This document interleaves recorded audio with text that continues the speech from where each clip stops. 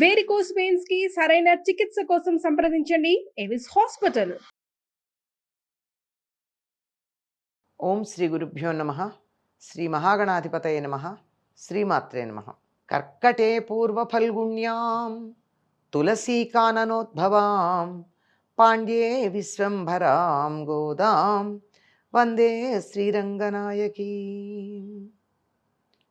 నీళాతుంగస్తనగిరితటీ సుప్తముద్బోధ్య కృష్ణం పారాధ్యం స్వం శృతిశతశిరసిద్ధమధ్యాపయంతి స్వోచ్ఛిష్టాయాం సృజినిగళితం యా బలాత్కృత్య భుంక్తే గోదా తస్యై నమ ఇదమిదం భూయ ఏవాస్తు భూయః.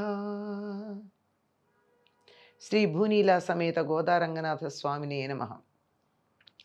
நாயகனாய் நின்ற நந்தகோப்பனுடைய கோயில் கப்பானே, கோடித் தோன்றும் தோரண வாசல் கப்பானே, மஜிக்கதவம் தாழ்த்திழவாய் ஆயர் சிறுமியரோ முக்கு அழை பழை மாயன் மணிவண்ணன் என்னலேவாய் நேர்தான் தூமோமாய் வந்தோம் துயலிழ பாடுவான் வாயால் முன்னம் முன்னம் అత్తాదే అమ్మా నీనే శనిలై కదవం నీకేలో రెంబావాయ్. భక్తులైనటువంటి వారందరినీ, సాధకులైనటువంటి వారందరినీ నిదుర లేపినటువంటి గోదాదేవి ఇక అందరూ తనతో కలిసి వచ్చారు గనక అందరితో కలిసి ఇక తమ లక్ష్యమైనటువంటి శ్రీకృష్ణుడు ఉండే భవనానికి బయలుదేరి వెళ్ళడం ఈ పాసురంలో మనకి కనపడుతుంది. ఎంతమంది ఈమె నిద్రలేపినటువంటి చెల్లులు? 10 మంది. ఈ 10 మంది ఆళ్వారులకు ప్రతీకలుగా చెప్తారు వ్యాఖ్యాతలు.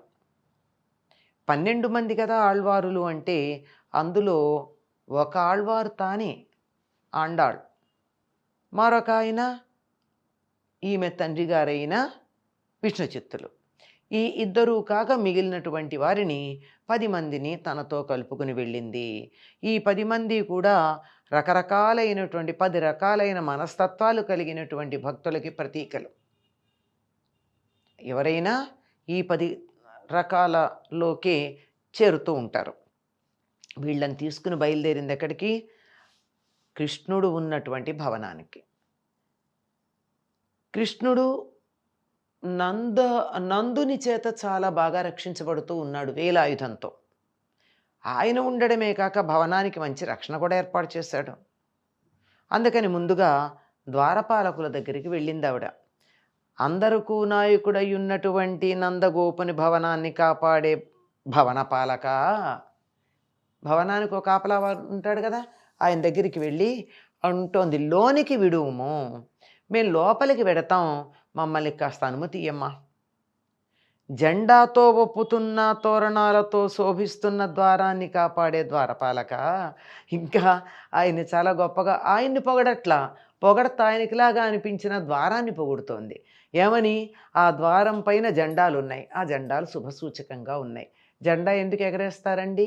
తమకు విజయాన్ని కానీ సంతోషాన్ని కానీ తెలియచెప్పడానికి జెండా ఎగరేస్తారు.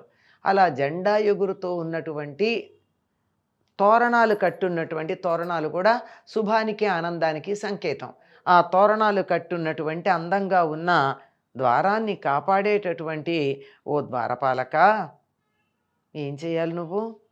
మణులతో అందమైన తలుపుల గడియను తెరు. తలుపులకు గడి ఉంటుందిగా అడ్డంగా, ఆ గడియ మీద మణులు తాపడం చేసి ఉంటాయి. ధనవంతులు కదా, అందమైనటువంటి గడియలు పెట్టుకున్నారు, మణులు తాపడం చేసిన గడియలు ఉన్నాయి.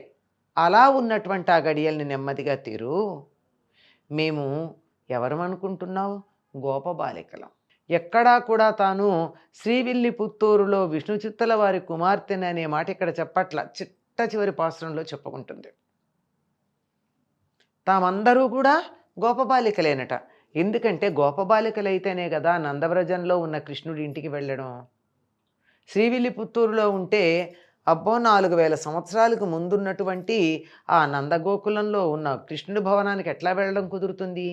తామే ఆ కాలానికి వెళ్ళిపోయారు గనక. మేము చాలా ఏమీ తెలియనటువంటి గోపబాలికలం. మాకు మాయావి మణివర్ణుడు అయిన శ్రీకృష్ణ పరమాత్మ బాగా మోతమోగే పర అనేటటువంటి వాయిద్యాన్ని ఇస్తానని నిన్న చెప్పాడు, మాటిచ్చాడు. ఆయన మాటిచ్చాడు గనక ఆయన దగ్గరికి వచ్చాను తప్ప వేరే ప్రయోజనం ఏది ఆశించి రాలేదు అని. ఆయన వర్త మాయావి మణివర్ణుడు. మణివర్ణుడు అంటే ఇంద్రనీలమణిలాగా ప్రకాశించేవాడు. ఇంద్రనీలమణిలాగా నల్లగా ప్రకాశించేటటువంటి వాడు. అంటే కృష్ణుడి యొక్క నలుపు కాకిలాగానో బొగ్గులాగానో మసిలాగానో ఉండదు. లోపల నుండి బయటకి వెలుగులు ప్రసరింపచేసే ఇంద్రనీలమణిలాగా ఉంటాడు. అటువంటి మణిలాగా స్వయం ప్రకాశకత్వం కలిగినటువంటి వర్ణం కలిగినటువంటి వాడు. మాయావి కూడా.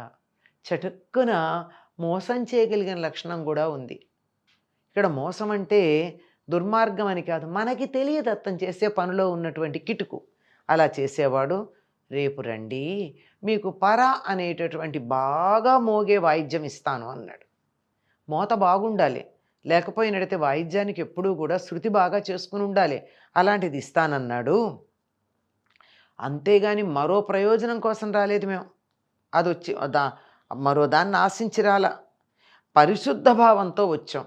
ఆయన పిలిచాడు గనక నిర్మలమైన మనసుతో వచ్చాను తప్ప మరొక దురాలోచనతో వచ్చిన వాళ్ళం కాదు. ఆయన్ని మేల్కొల్పడానికి పాట పాడదామని వచ్చాం. ఇది శుభసూచకం కదా. ఎవరైనా మనకి గౌరవాస్పదులు గనక అయినట్టయితే వాళ్ళని లే అని బలవంతంగా లేపడం కాదు, పాట పాడుతూ చక్కని సంగీతం వినిపిస్తూ నెమ్మదిగా లేపడం జరుగుతుంది. అట్లా లేపుదామని వచ్చాము, అంతేగాని మరొకటి కాదు. ముందుగానే నువ్వు కాదనకు, మాకు ఆయన మాట ఇచ్చిన సంగతి నీకు తెలియదు కనుక నా పరిమితిలో లేదు లోపలికి అనుమతించటం అని ఇటువంటి మాటలు చెప్పి మమ్మల్ని కాదని అడ్డం పడకు. దగ్గరగా ప్రేమతో ఒకదానితో ఒకటి చేరి బిగుతుగా నిలిచున్న తలుపులను నువ్వే తెరచి మమ్మల్ని లోపలికి పోని. చాలా జాగ్రత్తగా వినాలి.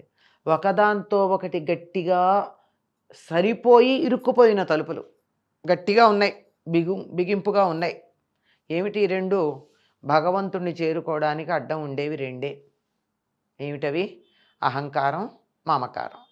వీటిని తీసి నువ్వే మమ్మల్ని లోపలికి పంపించు అంటే వీళ్ళు అవసరమైతే వీళ్ళే తలుపు తీసుకు వెళ్ళగలిగిన సామర్థ్యం ఉన్నవాళ్ళు. కానీ ఆ పని చేయరట, భవన పాలకుడే చెయ్యాలట. అంటే తర్వాత ఏదన్నా అయితే ఆయన తలుపు తెరిచి మమ్మల్ని అనుమతించాడు కనుక వచ్చాను, లేకపోతే వస్తామా అని గట్టిగా కూడా అనొచ్చు.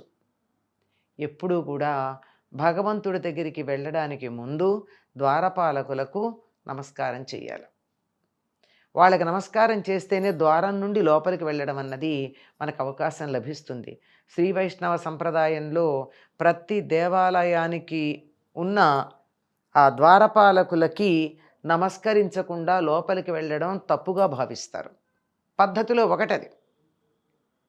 వాళ్ళు కూడా సారూప్యము అనేటటువంటి ముక్తి పొందినటువంటి వారే అక్కడ ఉంటారు కనుక వాళ్ళకి నమస్కారం చేయాలి. ముందర ఆ సంప్రదాయాన్ని పాటిస్తోంది గోదాదేవి. తలుపుల దగ్గర కాపలా ఉన్నటువంటి ద్వారపాలకులకి నమస్కరించి నువ్వు మాకు అనుమతి ఇయ్యి అని అడిగింది. అనుమతి ఇస్తే వెళ్ళండి అని అన్నాడేమో, అంటే వెళ్ళరట. గడి అతడే తీయాలి. లోపలికి వెళ్ళండి అని దగ్గరుండి లోపలికి పంపించాలి. అది అతడి బాధ్యత. తమంతట తాము తీసుకుని లోపలికి వెళ్ళలేక కాదు, వెళ్ళదలచలేదు. ఆ విధంగా భవన పాలకుణ్ణి తలుపులు తెరిచి లోపలకు అనుమతించమని, తమనందరినీ కూడా అనుమతించమని గోదాదేవి ప్రార్థన చేస్తూ ఉన్నది. ఇది సంప్రదాయాన్ని కొద్దిగా కూడా తప్పకుండా పాటించేటటువంటి పద్ధతి. అటువంటి గోదకి నమస్కారం చేసుకుందాం.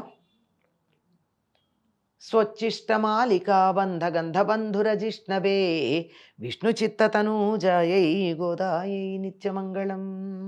స్వస్తి.